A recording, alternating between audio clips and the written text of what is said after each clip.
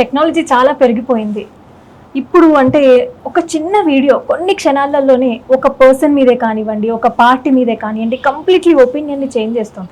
అసలు తెలంగాణ రాష్ట్రంలో బీజేపీ పార్టీకి ఒక పట్టు లేకపోవడంలో అసలు సోషల్ మీడియా ఇన్ఫ్లుయెన్స్ని వాడట్లేదని మనం అనుకోవచ్చు. మీరు అన్నట్టుగా మేము మా క్యాడర్నే వారియర్స్గా భావిస్తుంటాం, సోషల్ మీడియా వారియర్స్గా. మేము మీరు అన్నట్టు హైర్ చేసి దాన్ని పెద్ద ఎత్తున సోషల్ మీడియాను వాడుకోవడంలో మేము వీఆర్ లిటిల్ ఫార్ బిహైండ్. కాబట్టి మేము నమ్మేదంతా కూడా physical connectivity. At the same time Modi గారు కూడా మనం ఎప్పటికి కూడా మమ్మల్ని మోటివేట్ చేస్తూ ఉంటాడు. You also should connect to the last man in the society through social media. మీరు ఫిజికల్గా కనెక్ట్ కానప్పుడు సోషల్ మీడియాలో కనెక్ట్ కావాలని చెప్తున్నాం. ఇప్పుడిప్పుడే మీరు అన్నట్టు వీఆర్ ట్రైనింగ్ అవర్ పీపుల్.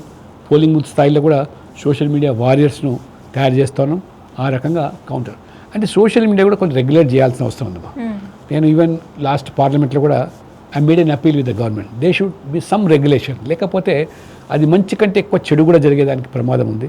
అందులో ముఖ్యంగా ఇప్పుడు ఆర్టిఫిషియల్ ఇంటెలిజెన్స్ వచ్చిన తర్వాత ఏ రకమైన వీడియోస్ క్రియేట్ చేస్తున్నారు, ఏ రకమైనటువంటి మరి పిక్చర్స్ క్రియేట్ చేసి ఆ రకంగా మరి మానవ హననం కూడా జరుగుతుంది. అది ఇట్స్ నాట్ గుడ్, హెల్తీ కాదు. కాబట్టి దాన్ని కూడా రెగ్యులేట్ చేయాలా.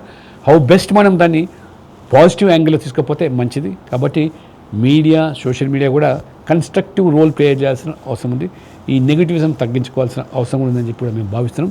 యాజ్ యూ సెడ్, తప్పకుండా మేము సోషల్ మీడియా వారియర్స్ కూడా పోలింగ్ బూత్ నుంచి కూడా తయారు చేసుకునేటువంటి ప్రయత్నాలు మేము చేస్తాం. అంతా కూడా పాజిటివ్ యాంగిల్లో కన్స్ట్రక్టివ్ రోల్.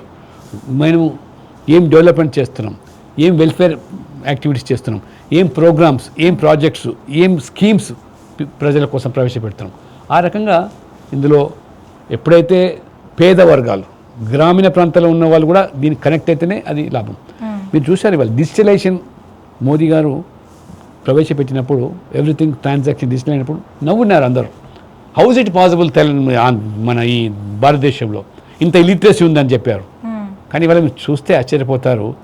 మారుమూల గ్రామాల్లో కానీ పేదవాళ్ళు కానీ చివరికి భిక్షాటన చేసేవాళ్ళు కూడా ఇవాళ క్యూఆర్ కోడ్ లేకపోతే వాళ్ళ ట్రాన్సాక్షన్ అని కూడా ఈ రకంగా డిజిటల్ జరుగుతున్నాయి. కూరగాయలు అమ్ముకునేవాళ్ళు, పాలు అమ్ముకునేవాళ్ళు, పేపర్ సరఫరా చేసేవాళ్ళు, పూలు అమ్మేవాళ్ళు, పళ్ళు అమ్మేవాళ్ళు అందరూ digital and India is suppose to be the largest digital transaction used country in the world now.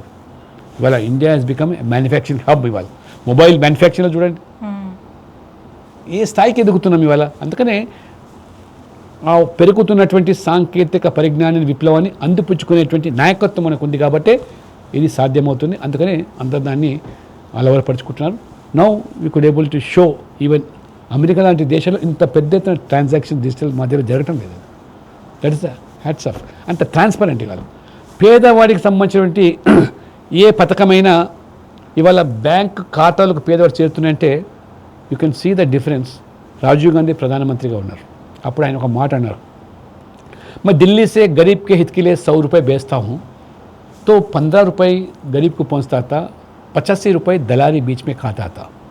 वो था राजीव गांधी का शासन और कांग्रेस का ज़माना. आज मोदी जी के ज़माने में और एनडीए के शासन में दिल्ली से 100 रुपये अगर बेचते तो सीधा सीधा गरीब के खाता में बैंक में पहुँचता, 1 रुपये भी कटौती नहीं होता. ये है इतना अंतर. कोई दलाली వ్యవస్థ नहीं. మీరు కరోనాలో చూశారు. ఆ రోజు కష్టకాలంలో మోదీ గారు ఢిల్లీ నుంచి పేదవాళ్ళందరికీ 500 రూపాయలు బ్యాంక్ ఖాతాలు వేస్తే బారులు నిలబడ్డారండి. నేను ఆ ముషిరాబాద్ ఏరియాలో నేను ఎమ్మెల్యేగా ఉన్న ఈ ప్రాంతంలో బాకారం ఒక బ్యాంకులో ముస్లిం మహిళలు బురకలు వేసుకొని 500 రూపాయల కోసం బ్యాంకులో పడతాయి. అదే నువ్వు కాంగ్రెస్లో డబ్బులు ఇస్తే మధ్యవాడే దోచుకునేవాడు, పేదవాడు దక్కేకపోయేది. అది ఆ భావన ఇవాళ ప్రజల్లో ఉంది. మోదీ గారు అనుకుంటే మనకు పేదవాళ్ళకు ఏ రకంగా కాపాడుతారు, దళారు లేకుండా అని బాగుంది. అందుకని వారి పట్ల అంత విశ్వాసము, నమ్మకము, ట్రస్ట్ ఉంది కాబట్టి ప్రజలు పడి వాళ్ళ వారిని ఆదరిస్తున్నారు. మూడోసారి ప్రధానమంత్రి కావడం ఇవాళ అందులో ఒక పేదవాడు, అత్యంత వెనుకబడ్డ సామాజిక వర్గానికి సంబంధించిన వ్యక్తి, మరి ముఖ్యంగా ఒక ఛాయ్ అమ్ముకున్న వ్యక్తి దేశానికి మూడోసారి ప్రధానమంత్రి కావడం అంటే it's a record and history. పేదవాడు కూడా ఇస్తాయి. ఒక ఆదివాసీ మహిళ ఇవాళ రాష్ట్రపతి కాగలుగుతుందంటే that is Modi, that is Indian democracy. అందుకనే India is suppose to be called as largest democratic country in the world and it is being treated as mother of democracy. ప్రజాస్వామ్యానికి మాతృమూర్తి అంటే వాళ్ళు భారతదేశం చూస్తున్నారు. కాబట్టి ఇటువంటి సహించలేక జీర్ణించుకోలేక రాహుల్ గాంధీ కాంగ్రెస్ నాయకులు వ్యక్తిగతమైనటువంటి ఏ రకంగా విమర్శలు చేస్తూ ఉంటారు. మోదీ గారి కులం మీద వాళ్ళు కామెంట్ చేస్తూ ఉంటారు. అదే రకంగా కాంగ్రెస్ ప్రెసిడెంట్ మోదీ గారిని పట్టుకొని ఒక విషయనాగు అని చెప్పి మాట్లాడుతారు. అంటే ప్రజలు గమనిస్తున్నారు. అంటే వీళ్ళు చేసే దాడి ఒక వ్యక్తి మీద కాదు, ఈ వర్గాల మీద దాడి చేస్తున్న భావన ప్రజల్లో కలుగుతున్నది కదా. రాహుల్ గాంధీ విదేశాలకు వెళ్ళి ఇండియాలో ప్రజాస్వామ్యం లేదని, ఇండియాలో కొన్ని వర్గాల రక్షణ లేదని ఆ రకంగా చులకనగా మాట్లాడి మోదీ గారి మీద కోపం దేశం మీద చూపిస్తున్నారు వాళ్ళు. అందుకనే దేశ ప్రజలు ఒకసారి కాదు 2 సార్లు 3 సార్లు రాహుల్ గాంధీ నాయకత్వంలో కాంగ్రెస్ ఓడించారు. ఇప్పటికైనా వారు మార్చుకోవాలి, వాళ్ళ విధానాలు మార్చుకోవాలి. ప్రభుత్వ విధానాల మీద ప్రశ్నించండి, ప్రభుత్వ విధానాలను విమర్శ చేయండి, కానీ వ్యక్తిగతంగా వారి కులం మీద, వాళ్ళు వేసుకునే బట్టల మీద ఈ రకంగా మాట్లాడడం, వారిని ఒక ఛాయ్ వాలా అని చెప్పి దేశ్కు చలానా అవుతున్న ఆజానీ జిత్నా ఛాయ్ బే సక్తే అని ఒక నాయకుడు మాట్లాడతాడు. అంటే ఆ వర్గాలు వాళ్ళ మనస్సు గాయపడుతున్న విషయాన్ని కూడా మర్చిపోయి ఈ రకంగా మాట్లాడడం. అందుకనే ప్రజలు ఆ రకమైనటువంటి తీర్పును వాళ్ళకి ఇస్తూ ఉన్నారు. నిజానికి మనందరం ఎంత సోషల్ మీడియాకి అడిక్ట్ అయిపోయినామంటే పొద్దున్న లేచినప్పటి నుంచి రాత్రి పడుకునేంత వరకు ఫోన్ లేకుండా బ్రతకలేకపోతున్నాం. ఈ ప్రాసెస్ లో టెక్నాలజీ ఎంత డెవలప్ అయిపోయిందంటే అసలు ఏది మంచి, ఏది చెడు, ఏది నిజం, ఏది అబద్ధం అనే క్లారిటీ లేకుండా పోతుంది. సో ఈ సోషల్ మీడియా మీద పార్టీ ఏ విధమైన చర్యలు తీసుకోబోతుంది, అసలు ఈ తప్పుడు ప్రచారాన్ని ఏ విధంగా ఆపబోతుంది? అంటే పార్టీ అని కాదు, ప్రజల్లే పార్టీని ఆలోచింపజేయాలా, ప్రభుత్వాలు ఆలోచింపజేయాలి. లేకపోతే ప్రభుత్వ పరంగా ఏదైనా మనం ఒక సాహసపేత నిర్ణయం తీసుకుంటే తప్పు పట్టడానికి దాన్ని నెగిటివ్ కోణంలో ప్రచారానికి సిద్ధంగా ఉన్నారు ప్రజలు. ఇవాళ నిజంగా వాస్తవంగా వీళ్ళ ఫ్రీబీస్, ఉచితాల పేరు మీద ప్రజలను మభ్యపెడితే no political parties now dare enough to stop freebies. ఎందుకంటే మనం కాదంటే ప్రజలు ఎక్కడ మన వ్యతిరేకతని ఒక బాధ. ఇవాళ మోదీ గారు ఒక ముందు చూపుతోని కీపింగ్ ఇన్ మైండ్ భవిష్యత్తులో వచ్చే ప్రమాదాలు గంటిక సూచనలు దృష్టిలో పెట్టుకొని, ప్రపంచమంతా కూడా ఒక వార్ సిచ్యుయేషన్ దృష్టిలో పెట్టుకొని మనం ఒక స్టేబుల్ ఎకానమీ ఇప్పటికీ మనం కొనసాగుతున్నది. ముందు జాగ్రత్తగా అవసరమైన వేరకే బంగారు కొనండి, అనవసరంగా దాన్ని పెట్టుబడి పెట్టకండి, ఫ్యూయల్ జాగ్రత్తగా వాడండి, లేదా మనం ఇవాళ ఆయిల్ వాడకం తక్కువ చేయండి, ఆరోగ్యానికి మన దేశం అంటే ఈ ఫారెన్ కరెన్సీ ఆ రకంగా మనం దోహదపడుతున్నామని చెప్పితే దాన్ని ఏ రకంగా విమర్శిస్తున్నారు రాహుల్ గాంధీ? అంటే మీ ప్రభుత్వ హయాంలో మీరు చేయలేదా? ఆనాడు ఇందిరాగాంధీ 1967లో ఇదే విధానాలు అమలు చేయమని ప్రజలకు పిలుపునిచ్చారు కదా. ఇంధనాన్ని తక్కువ వాడమని చెప్పారు, గోల్డ్ కొనొద్దని చెప్పారు. లాల్ బహదూర్ శాస్త్రి గారు కూడా ఒక సమయంలో రోజుకొక పూట అన్నం మానుకోండి అని చెప్పాడు.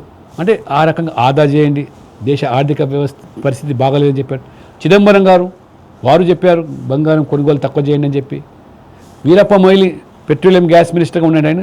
నేను వారానికి ఒకసారి ప్రతి బుధవారం మెట్రోనే వాడుతున్నాను, నేను ఫ్యూయల్ తగ్గించాను. అంటే మీరు చేసినప్పుడేమో కరెక్ట్, ఇవాళ అప్పుడు వార్ సిచ్యువేషన్ కూడా లేదు, అప్పుడు యుద్ధ వాతావరణం లేదు, యుద్ధాలు లేవు. కానీ ఇవాళ యుద్ధ వాతావరణం ఉంది, యుద్ధాలు జరుగుతున్నాయి ప్రపంచంలో, ఆ ప్రభావం మన మీద పడుతుంది. ఆ గల్ఫ్ కంట్రీస్లో ఆయిల్ మన వైపు రావడానికి ఇబ్బంది పడుతున్నారు అని చెబితే దాన్ని కూడా విమర్శ చేస్తారు. అంటే ప్రతి దాన్ని పొలిటిసైజ్ చేయడం ఇది పరిపాటిగా మారింది. అందుకని సోషల్ మీడియాను కూడా కట్టడి చేయాలంటే ప్రజల నుంచి ఆ ఒత్తిడి పెరగాల, ప్రజల నుంచి ఆలోచన పెరగాల, అప్పుడే సాధ్యమవుతుంది. లేకపోతే తన వరకు వస్తే కానీ నష్టం ఏందో తెలుస్తుంది లేదు. కాబట్టి అందరూ ఒక మంచి హృదయంతో ఆలోచించి ఈ దేశానికి ఏ రకంగా మేలు జరుగుతుంది, ఎంత నష్టం జరుగుతుంది, ఇది ఒక పాశ్చాత్యకమైనటువంటి ఈ కల్చర్, వెస్టర్న్ కల్చర్ పాజిటివ్ యాంగిల్లో ఉపయోగించేయండి. మనకు కావాల్సినటువంటి ఆ యొక్క నాలెడ్జ్ కోసం ఉపయోగించండి తప్పితే నెగిటివ్గా ఉపయోగించి అవతల వారి మీద ఇది దాన్ని క్యారెక్టర్ అసాసినేట్ చేసే విధంగా చేయడం ఇది భావ్యం కాదు, అది మంచిది కూడా కాదనేది ప్రజలు కూడా అర్థం చేసుకోవాలి. ప్రజలు ఆ రకమైన ఒత్తిడి, ప్రజాస్వామ్యం అనేది డెమోక్రటిక్ కంట్రీ, ప్రజల నిర్ణయానికి అనుగుణంగానే ప్రభుత్వాలు పనిచేయాల్సి వస్తాయి, పార్టీలు పనిచేసి వస్తాయి. ఒక పార్టీ అనుకుని ఒక ప్రభుత్వం అనుకుంటే సరిపోదు కూడా. కాబట్టి ఆ ఆలోచన రావాలంటే ప్రజల ముందు ఆ ఆలోచన పెరగాలి, అప్పుడే అది పార్టీలు కానీ ప్రభుత్వాలను అమలు చేయడానికి అది దోహదపడతాయి. ఓకే, స్కేర్సిటీ రాబోతుందని ప్రజల్లో ఒక భయాందోళన నెలకొంది. సో కేంద్ర ప్రభుత్వం దీని మీద ఎలాంటి ముందు జాగ్రత్తలు తీసుకోబోతోంది? అంటే ప్రధానమంత్రిగా ఆనాడు కరోనా కష్టకాలంలో ముందు జాగ్రత్తగా ఏ రకంగా అలర్ట్ చేశాడో ఇప్పుడు కూడా ప్రధానమంత్రి హోదాలో ప్రజలను ఈ జాగ్రత్తలు ఇవి వహించండి, ఈ కొన్ని విషయాలు మీరు అమలు చేయని చెప్పడం. కాబట్టి దానివల్ల మనము, ఎందుకంటే ఇంత ప్రపంచవ్యాప్తంగా కరోనా గడ్డు పరిస్థితి, సంక్లిష్ట పరిస్థితి ఎదుర్కొన్నాం. ఆర్థికంగా చాలా దేశాలు చితికిపోయినాయి. తర్వాత యుద్ధం, రష్యా, మరి ఏ రకంగా యుక్రెయిన్ యుద్ధాలు, ఇప్పుడు మళ్ళీ ఈ యొక్క ఇరాన్, మరి అమెరికా యుద్ధం, ఈ ప్రభావం మొత్తం ప్రపంచం మీద పడుతున్నది. అయినప్పుడు in spite of all that odds, because of Modi మనము ఎక్కడో 11వ స్థానంలో ఉన్నటువంటి ఆర్థిక పరిస్థితి నుంచి we could able to reach 11th నుంచి 4th, అంటే 4th largest economic country in the world. సమీప భవిష్యత్తులో 3rd లార్జెస్ట్ కంట్రీ మారబోతుంది. బై 2047 మోడీ గారి యొక్క డ్రీమ్, మనం ఒక వికసిత్ భారత్, ఇండియా మనం మొత్తం ప్రపంచంలోనే అభివృద్ధి చెందిన దేశంగా మారాలని వాళ్ళు సంకల్పిస్తారు. కానీ ఆ రకంగా ఇవాళ ముందస్తుగా చర్యలు తీసుకోండి, జాగ్రత్త పడని చెప్తున్నప్పుడు మోదీ గారి మీద నమ్మకంతోనే ఆ రోజు ప్రజలు దీపాలు వెలిగించమంటే వెలిగించారు, చప్పట్టు కొట్టమంటే చప్పట్టు కొట్టారు. ఎందుకు? వారి మీద ఉన్న నమ్మకంతో. కాబట్టి ఇవాళ అదే వారు చెప్పేది భవిష్యత్తు దృష్టిలో పెట్టి చెప్తున్నారు. కాబట్టి అమలు చేయండి, ఆచరించండి. ఆ రకంగా మనం భవిష్యత్తును ఎదుర్కోవడానికి సంసిద్ధం కావాలని మానసికంగా ప్రిపేర్ చేస్తున్నాడు. 140 కోట్ల జనాభా మనం ఇవాళ ప్రపంచంలో ఆల్మోస్ట్ హైయెస్ట్ పాపులేషన్ ఉన్న కంట్రీలో మనం ఈ కనీస జాగ్రత్తలు తీసుకోకపోయినట్టయితే ఏముందండి ఇవాళ పాకిస్తాన్లో 350 రూపాయలు లీటర్ పెట్రోల్. బంగ్లాదేశ్ పరిస్థితి ఏమిటి? శ్రీలంక ఏంటిది?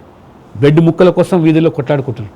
ఆ పరిస్థితి ఏది ఇవాళ మనకు మంచి నాయకత్వం ఉంది కాబట్టి, దేశాన్ని మంచి నడిపించే నాయకుడు ఉన్నాడు కాబట్టి ప్రజలకు ఆ భరోసా ఉంది.